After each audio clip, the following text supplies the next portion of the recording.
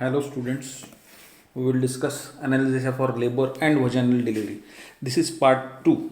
In this part 2, we will discuss inhaled analgesia. The inhaled analgesia can be defined as administration of sub-anesthetic concentration of inhaled anesthetic to relieve pain during labor. This pain relief technique should not be confused with the inhalational anesthesia. The inhalational anesthesia produces unconsciousness and loss of protective laryngeal reflexes. Inhaled anesthesia provides limited amount of pain relief. It is not adequate to provide sufficient pain relief for most of the mothers. It has got place as an adjunct to neuraxial techniques or in parturients in whom regional anesthesia is not possible. Inhaled analgesia can be administered either intermittently, that is during contractions, or it can be given continuously. They can be self-administered, but patient should have healthcare provider present to ensure adequate level of consciousness and proper use of the equipments. The Entonox contain 50-50 nitrous oxide and oxygen mixture. It has been used for many years as both sole analgesic and adjunct to the systemic and regional techniques for labor. The associated side effects include dizziness, nausea, lack of cooperation, dysphoria. The maximum effect occurs after 45 to 60 seconds. It is therefore important that parturient use Entonox at early onset of her contractions and discontinue its use after peak of the contractions. Lack of scavenging system in labor rooms may put staff at risk of exposure to excessive levels over the prolonged period. Administration of nitrous oxide and oxygen in 50-50 combinations appear to have, it has got no effect on hepatic, renal, cardiac and pulmonary functions. Inhaled nitrous oxide relieves labor pain to a significant degree in most patients, but does not provide complete analgesia for many. The analgesic effect of nitrous oxide does also seems to be dose dependent. Now we will see desflurane. Another inhalational agents: desflurane, enflurane, isoflurane. Desflurane in concentration of 0.2%, isoflurane concentration 0.2 to 0.25% have also been used to provide the labor analgesia. More recent studies suggest that sevoflurane as an effective labor analgesic, the inspired concentration is of 0.8%, appears to be acceptable and it is effective for labor analgesia. Sevoflurane, when compared with Entonox, provides superior pain relief, but there is more intense sedation without side effects, which was acceptable to the mothers. Use of these volatile anesthetic analgesics, however, limited by as it causes drowsiness because of unpleasant smell and because of high cost. Now, and the major risk is that when these are used or using volatile analgesics is accidental overdose. If there is accidental overdose, it will result in unconsciousness and loss of protective airway reflexes. This is about the inhaled analgesia. Now we will see about the regional analgesia. A variety of regional techniques are used in obstetric anesthesia to provide optimal analgesia with minimal depressant effects on mother and fetus. That is the aim. Regional techniques present the most flexible, effective and least depressant options, which compared with parenteral and inhalational techniques. Most commonly performed regional techniques for labor are epidural, spinal, combined spinal epidural blocks. Less frequently, lumbar sympathetic blocks are performed. Paracervical and pudendal local perineal infiltration techniques are occasionally performed by obstetrician. The patient's evaluation and preparation. It is important to assess all the patients before placement of regional blocks. By obtaining medical and obstetric history, performing clinical examination, evaluating the airway, use of herbal medication should be asked. Whether they are taking preparations which containing garlic, ginkgo, ginseng, ginger, they have anesthetic implications. The obstetric plan and fetal well-being should be noted during this preoperative assessment. Then informed consent must be obtained and the anesthesiologist should explain procedure and potential complications of the techniques. Full check of emergency equipment should be performed to ensure immediate availability of resuscitative drugs and equipments. They should be available. Intravenous infusion should be started. Appropriate maternal fetal monitoring should be in place before starting the procedure. This is the prerequisites. Now we will see the indications and contraindications. Indications are maternal request, then early onset of labor analgesia, cardiac disease, severe cardiac disease, and the contraindications, absolute contraindication, coagulopathy, bleeding disorders, local infection, increased intracranial pressure, allergy to local anesthetic drugs, and relative are pre-existing neurological disease, fixed cardiac output states, severe anatomical deformity of spine, thrombocytopenia, patient is on prophylactic low dose heparin, and uncooperative patients. Now we will see about the epidural analgesia. Lumbar epidural analgesia offers a safe and effective method of pain relief during labor. It is versatile and can be extended to provide anesthesia for instrumentation or operative delivery. Low dose local anesthetics or opioid combinations are administered usually by infusion to provide continuous T10 to L1 sensory block during the first stage of labor. Further supplementation may be required during late first stage and second stage to achieve sacral block. Benefits of epidural analgesia include effective pain relief without appreciable motor block, reduction in maternal catecholamines, and means to rapidly achieve surgical anesthesia. Few absolute contraindications to neuraxial analgesia as patient's refusal, overt maternal coagulopathy, frank infection at the needle site, maternal hemodynamic instability. Other high-risk conditions such as fixed cardiac output states, critical aortic stenosis must be considered on case-to-case basis, thereby allowing risk-benefit analysis for each patient. Use of ultrasound as aid when performing regional blocks and epidural placement is increasing. Ultrasound imaging of the lumbar spine can aid identification of necessary landmarks for epidural placement, and it estimates the depth of the epidural space in pregnant patient. It may be beneficial in obese parturient or patients known to have previous difficult placement. Now we will see about the epidural test dose.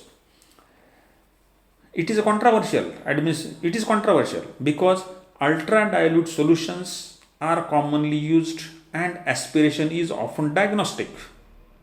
Some authors believe that test dose is unnecessary, because catheter aspiration is not always predictive, especially when using single orifice epidural catheter. Authors maintain the importance of test dose to improve detection of intrathecal or intravascular placement of the epidural catheter. Epinephrine has been shown to produce reliable increase in heart rate in volunteers and surgical patients when epidural has been sited in the blood vessel. Means to improve reliability of epinephrine include injecting dose between the uterine contractions and repeating the test dose when response is equivocal. The injection of 1 to 2 ml of air into epidural catheter while listening over the precordium with maternal external Doppler monitor for evidence of air can also be done. If continuous infusion of dilute local anesthetic is administered and patient remains comfortable without motor block, proper epidural catheter placement is ensured. And after several hours, if epidural catheter were intravascular, the patient should have inadequate pain relief, and if catheter were subarachnoid, solid motor block should develop. The safe practice of administering labor epidural analgesia dictates initial catheter aspiration, incremental injection, and continuous monitoring for evidence of local anesthetic toxicity. This is about the epidural test dose. Now we will see about the spinal analgesia. A single shot subarachnoid injection of local anesthetic or opioid provides effective and rapid onset of labor analgesia. It is particularly suitable in very early labor or distressed parturients to enable epidural placement under more controlled conditions. Single shot spinal injections may also be used for instrumental deliveries in women who do not have indwelling epidural catheters. It provides excellent analgesia and assurance.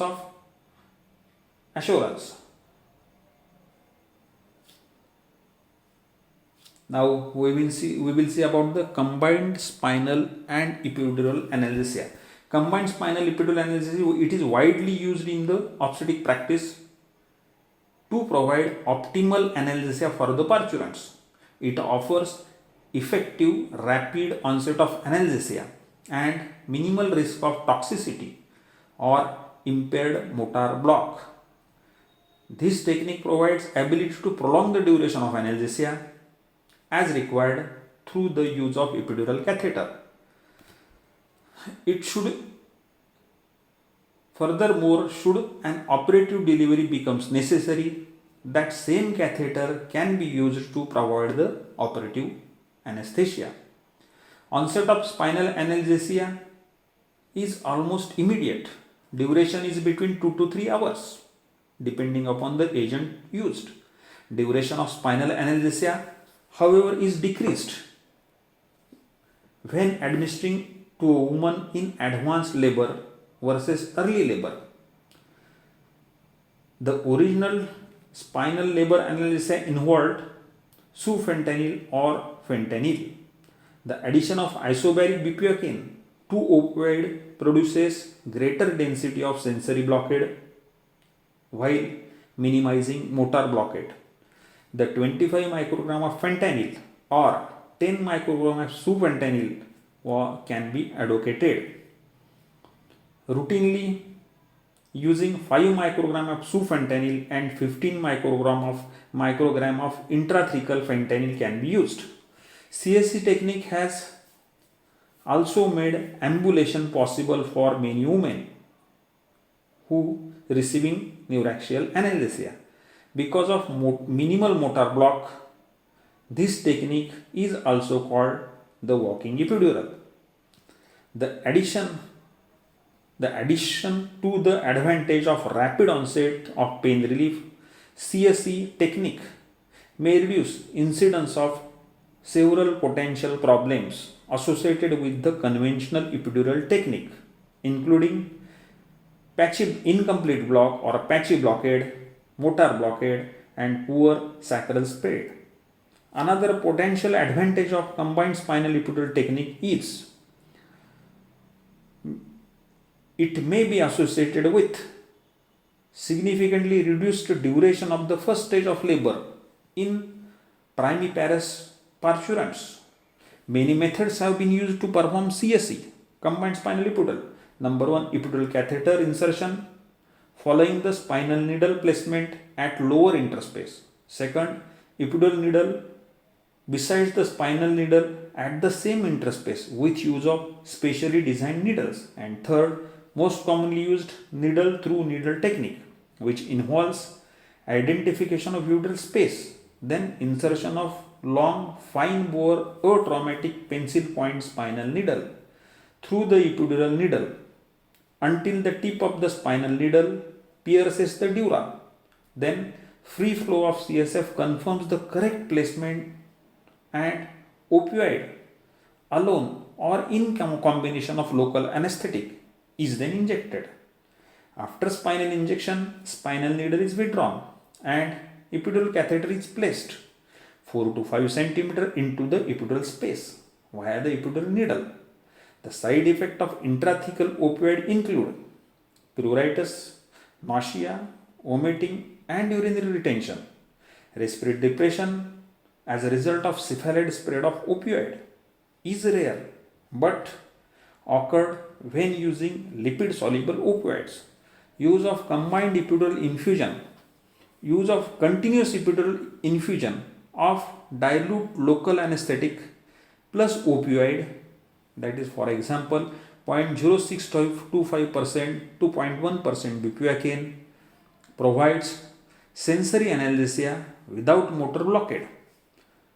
It permits many parturients to ambulate during labor. Increased frequency of non-reassuring fetal heart rate tracing and fetal bradycardia occurs with CSE. Etiology of fetal bradycardia after CSE remains elusive. It may be related to acute reduction in circulating maternal catecholamine levels after quick onset of analgesia. It has been postulated that an imbalance between epinephrine norepinephrine levels causes unopposed alpha adrenoreceptor effects on the uterine tone and decrease in uterine blood flow. The resulting fetal bradycardia is usually of short in duration and it typically resolves within 5 to 8 minutes. Now we will see about the continuous epidural infusion. Most of the obstetric anesthesiologists now advocate use of continuous infusion of dilute local anesthetic solution. The concentration is 0.0625 to 0.0125. Addition of epinephrine may enhance the quality of analgesia by reducing vascular uptake of the local anesthetic agent, and systemic absorption of local anesthetics, and by direct agonist effect on alpha 2 spinal receptors. Now we will see about the next part, that is this table shows the dosage of the continuous lumbar epidural spinal analgesia bupivacaine. The bupivacaine dose, initial dose is 10 to 15 ml of 0.25 or 0.125 solution and continuous infusion with 0.0625, that is, and 8 to 15 ml per hour. Ropivacaine dose is same, initial dose 10 to 15 ml, concentration 0.1% and continuous infusion 0.5 to 0.2 percent solution of ropivacaine for 8 to 15 hours, and fentanyl is added initial dose 50 to 100 microgram in 10 ml volume, and for continuous infusion fentanyl is in 1 to 4 microgram per ml. Epinephrine 1 in 2 lakh or 1 in 8 lakh can be added. Sufentanil 10 to 25 microgram in 10 ml volume, and for continuous infusion it is 0.03 to 0.05 microgram per ml. Now we will see patient control analgesia. Patient controlled epidural analgesia is safe, effective technique. This method of delivery offers equally effective labor analgesia, excellent patient satisfaction. It reduces total amount of local anesthetic used. It lessens unwanted effects such as motor block and hypotension. It also reduces demands on staff on the labor floor. Typically, after analgesia is established by means of either spinal or epidural block, the catheter is connected to PCEA, patient controlled epidural analgesia device. The patient can then self-administer further boluses as required, and this is about the dose. Epidural solution, demand only. Epidural solution of bupivacaine rate 0 ml, bolus is 4 ml per 4 ml, then lockout interval 10 to 20 minutes and hourly 15 to 20. Now we will see paracervical and pudendal block. The paracervical block is an alternative technique for pregnant women who does not want or cannot receive neuraxial block. It is a relatively simple block to perform. It provides pain relief for first stage of labor. It does not adversely affect the progress of the labor. Local anesthetic is injected submucosally into fornix of vagina lateral to the cervix to block nerve transmission through paracervical ganglion, which lies lateral and posterior to junction of the cervix and uterus. Because this block does not affect somatic sensory fibers from perineum, it offers no pain relief for second stage of labor. Its use in obstetrics has been limited by profound fetal bradycardia, systemic local anesthetic toxicity, postpartum neuropathy, infection. The cause of this fetal bradycardia is related to decreased uterine blood flow and high fetal blood levels of local anesthetic. Then we will see about the pudendal block. The pudendal nerve blocks are derived for lower sacral nerve roots. Pudendal nerves are derived from lower sacral nerve roots, that is S2 to S4. It provides sensory innervation for lower part of vagina and vulva and perineum, as well as motor innervation to perineal muscles. The nerves are easily anesthetized through transvaginal approach, which is accompanied by depositing local anesthetic behind each sacrospinous ligament. This nerve block provides satisfactory analgesia for vaginal delivery as well as outlet forceps delivery. It is not useful for labor analgesia. It is generally inadequate for mid-forceps delivery, repair of vaginal laceration, or exploration of the uterine cavity. Maternal complications from this technique are rare, but includes local anesthetic toxicity, infection, hematoma formation. Now we will see the last part about the lumbar sympathetic block.